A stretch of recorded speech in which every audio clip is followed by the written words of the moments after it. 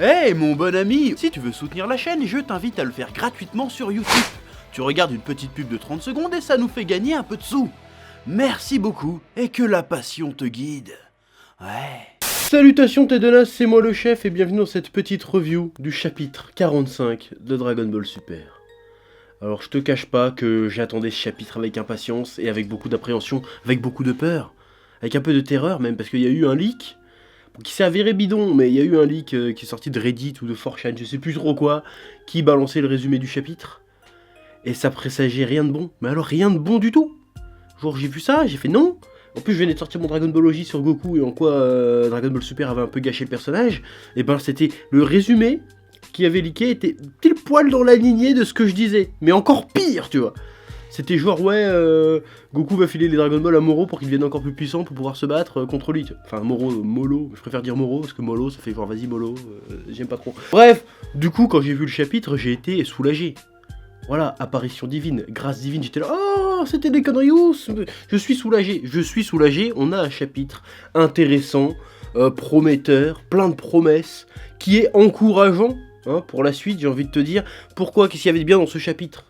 Déjà, on a une opposition Vegeta-Moro qui ne se base pas que, tiens, je te balance une transformation, tu me balances une transformation, oh là là, tu me cachais ta force, mais en fait, oh là là, je te dévoile ma force. Bon, c'est un petit peu ça, mais c'est pas que ça. Il y a le côté duel psychologique. Moi j'aime bien, il était temps qu'on revienne à un truc comme ça dans Dragon Ball, parce qu'il y avait déjà eu des précédents dans Dragon Ball. Je pense notamment, beaucoup l'ont cité, Piccolo Cell. Piccolo a fait genre, oh non non, je suis trop fragile, vas-y, dis-moi ton plan avant de me tuer, de toute façon je vais mourir, ça sert à rien. Et Cell balançait son plan, et puis Piccolo fait, haha, je t'ai niqué ta mère. En fait j'avais encore de la puissance, j'avais fait semblant de dire que j'étais mort. Genre de truc. C'est plutôt pas mal, mais c'est un petit peu dommage que ça soit étiré sur tout le chapitre. Parce que, en fait, dans ce chapitre, il se passe des trucs, mais il se passe pas tant que ça de trucs, en fait. Et c'est un peu dommage d'étirer le truc sur tout le chapitre, juste pour finir sur la phrase stylée. Ouais, moi aussi, j'ai, en fait, je cachais mes véritables intentions. Alors le coup, c'est classe, c'est stylé, c'est badass, c'est tout ce que tu veux, mais c'est un peu long, et puis, forcé de constater que c'est un peu un suspense de merde. Un petit peu un secret de polichinelle, parce qu'en fait dans le flashback, quand Moro affrontait le vieux Kaioshin et le Kaioshin du Sud, et ben on a vu qu'il bouffait aussi les êtres vivants des planètes, en fait.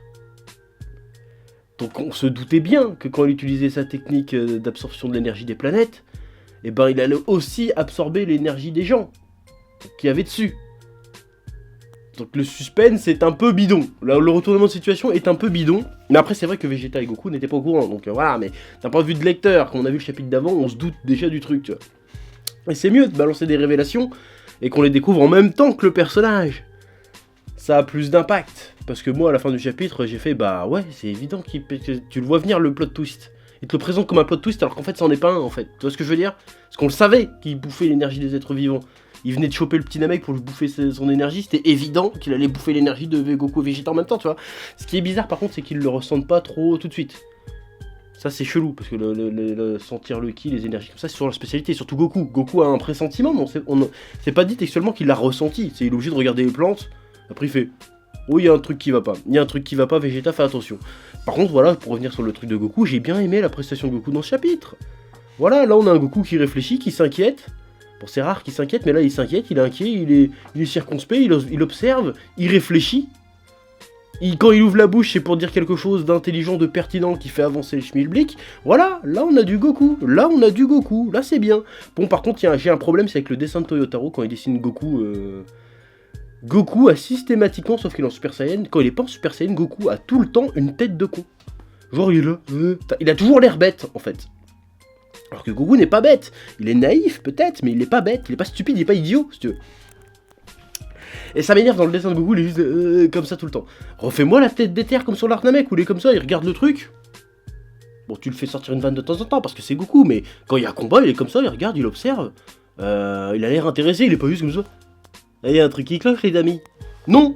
Refais-moi une tête de Goku d'éther, s'il te plaît, Toyotaro. À un moment donné, ça suffit. Voilà. Bon, ensuite, il y a aussi le pouvoir de Moro. J'ai pas tout compris sur son pouvoir, en fait. quand il balance des attaques sur Vegeta là. Est-ce que c'est de la lave ou de la roche? C'est quoi qui lui balance? Parce on aurait dit de l'énergie, mais juste après, t'as l'impression qu'il y a des flaques de roche par terre. C'est-à-dire quoi, il utilise le magma de la planète pour taper Vegeta avec? J'ai pas trop compris le délire. Donc si quelqu'un a compris, expliquez-moi. Mais en tout cas, c'est stylé. Un personnage qui pour une fois ne base pas toute sa technique de combat sur la puissance. Le gars propose une technique de combat totalement inédite dans Dragon Ball. Il se bat avec ses pouvoirs magiques, avec des sorts, avec des sortilèges, en utilisant les éléments de la planète. Le gars, c'est un mangeur de planètes. Ah, j'en parlais aussi déjà il y a 4-5 ans quand j'ai sorti ma revue de Battle of God.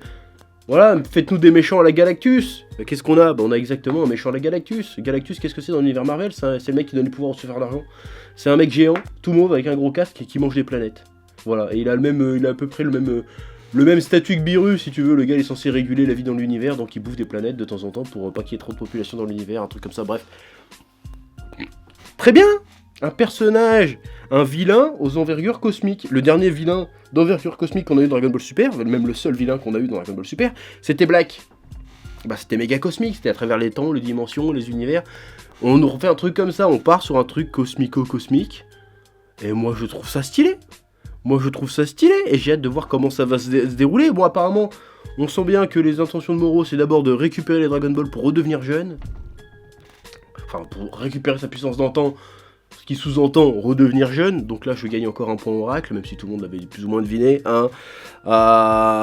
Intéressant, comment ils vont faire pour combattre un mec comme ça? Déjà sa technique, on voit sa technique, son pouvoir, ça fait... T'es obligé de penser au Genki Dama. T'es obligé d'y penser.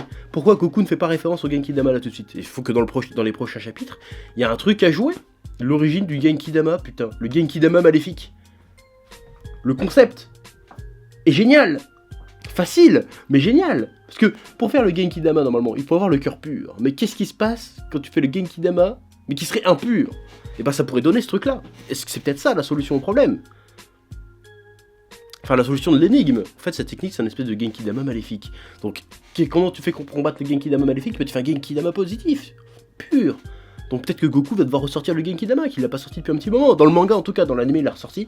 Mais dans le manga, il l'a pas sorti depuis longtemps. Donc balancez-nous à Genki Dama, Ultra Instinct, j'en sais rien. Il y a moyen de faire quelque chose. Après, la question à se poser aussi, c'est...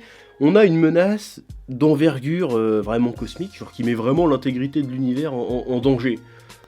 Et qui en plus marche sur les plates-bandes de Beerus un petit peu, parce que l'autre il bouffe des planètes alors qu'il est pas censé autoriser à faire ça. Normalement il y a que Beerus qui est censé détruire des planètes, tu vois.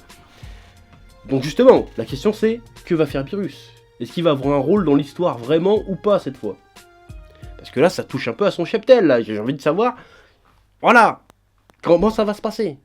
Est-ce qu'il va intervenir? Est-ce que Zeno va intervenir? Est-ce que Whis va devoir intervenir? Parce que là, on est quand même sur une menace qui dépasse largement l'entendement de simplement Goku et Vegeta, même de la patrouille galactique. Donc il va falloir nous expliquer qu'ils n'interviennent pas. Voilà. Est-ce qu'on va partir sur... Oh, en fait, il a repéré l'énergie de Broly. Il va aller violer l'énergie de Broly ou une connerie comme ça. Il y a plein de trucs à faire à partir d'ici. Mais il faut toujours essayer de raconter quelque chose. Là, ça a l'air de vouloir raconter quelque chose. On n'a pas juste eu de la bagarre. On a eu un duel un peu psychologique, bon, un peu qui est basé sur un truc un peu bidon. Certes, mais au moins, il y a l'effort de proposer quelque chose. Et ça, j'apprécie quand on essaie de proposer quelque chose. Donc j'ai envie de voir la suite, qu'est-ce que ça va donner. Voilà, ça fait 2-3 chapitres de Dragon Ball Super que je suis positif. Je suis pas extatique non plus. Mais je suis content parce que j'ai envie de voir le chapitre d'avant et sans trop d'appréhension. Avec vraiment des ondes positives. Je sens la passion, la flamme de la passion se raviver peu à peu. Donc, vous foirez pas là-dessus. Il y a moyen de faire un truc méga classe. Tu nous fais un retour sur Namek, tu nous ressors les Dragon Ball, tu nous ressors le coup du mec qui rajeunit.